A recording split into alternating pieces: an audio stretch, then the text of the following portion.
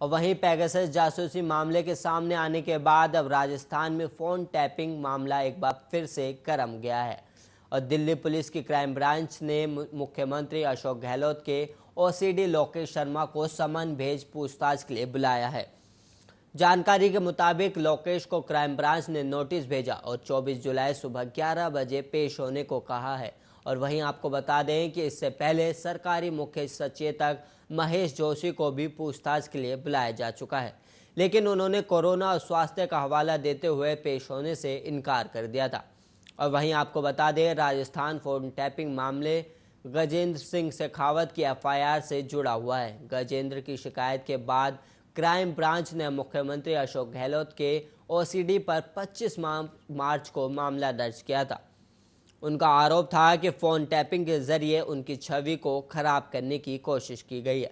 और दरअसल पिछले साल पूर्व उप मुख्यमंत्री सचिन पायलट खेमे की बगावत रूप के सामने आने के बाद सीएम अशोक गहलोत ने बीजेपी के विधायकों पर खरीद फरोख्त का आरोप भी लगाया था। उन्होंने इस पूरे मामले में शेखावत की भूमिका होने का दावा किया था। और वहीं बीते साल लोकेश शर्मा ने मीडिया कर्मियों को 3 ऑडियो टैप भेजी थी। इस ऑडियो टैप में 2 लोगों की बातचीत थी।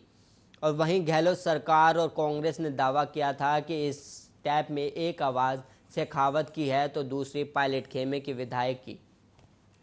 और लाल शर्मा की मुख्य सचेतक ने इसको लेकर एसओजी और भ्रष्टाचार निरोधक ब्यूरो में शिकायत दर्ज कराई थी। हालांकि बाद में पायलट की बगावत शांत हो गई और ये पूरा मामला ठंडा पड़ गया। वहीं शेखावत ने टेलीफोन टैप कराने के आरोप लगाते हुए इस साल 25 मार्च को शिकायत दर्ज कराई है और उन्होंने छवि खराब करने का आरोप जोशी पर लगाया, जिसके बाद अब शर्मा को पूछताछ के लिए बुलाया गया है।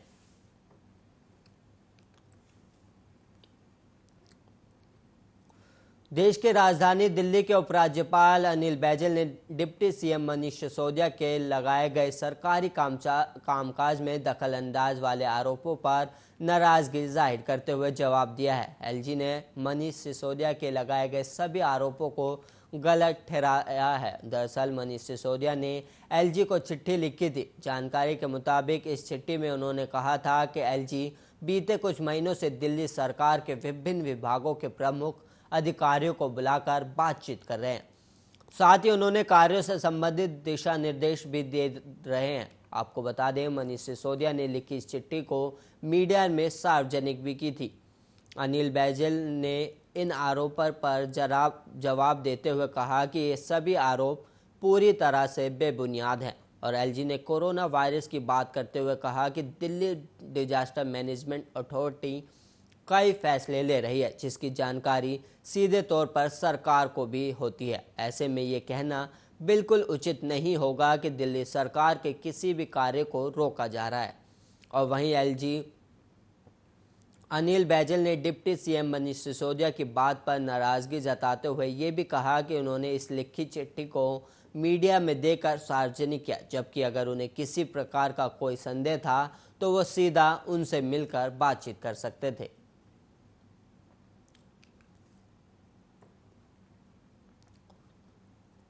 और वहीं टीएमसी के सांसद शांतनु सेन को सदन में उनके अशोभनीय आचरण के लिए राज्यसभा के मौजूदा सत्र की बाकी अवधि के लिए निलंबित कर दिया गया। राज्यसभा के सभापति एम वेंकैया नायडू ने शुक्रवार को शांतनु सेन के निलंबन की घोषणा की। सदन की बैठक शुरू होने पर सभापति एम वेंकैया नायडू ने गुरुवार को हुई घटना का जिक्र किया और इसे अशोभनीय बताया। गुरुवार को आईटी मंत्री अश्विनी वैष्णव इजरायली पेगासस के जरिए भारतीयों की कथित जासूसी के मुद्दे पर सदन में बयान दे रहे थे। उसी दौरान तृणमूल कांग्रेस और कुछ अन्य विपक्षी दल के सदस्य हंगामा करते हुए आसन के समीप आ गए और नारेबाजी करने लगे। इसी बीच टीएमसी के सदस्य शांतनु सेन ने केंद्रीय मंत्री के हाथों से बयान की प्रति छीन ली और उसे टुकड़े कर हवा में लहरा दिया। इस स्थिति के चलते वैष्णव ने बाद में बयान की प्रति सदन के पटल पर रख दी। उपसभापति हरिवंश ने हंगामा कर रहे सदस्यों से असंसदीय व्यवहार न करने का अनुरोध भी किया था, लेकिन उनकी बात नहीं सुनी गई। टीएमसी के सदस्य शांतनु सेन को निलंबित किए जाने के विरोध में हंगामे के कारण राज्यसभा की बैठक शुक्रवार को 11:25 पर दोपहर 12 बजे तक के लिए स्थगित कर दी गई। हंगामे के कारण सदन में आज भी शून्यकाल नहीं हो पाया।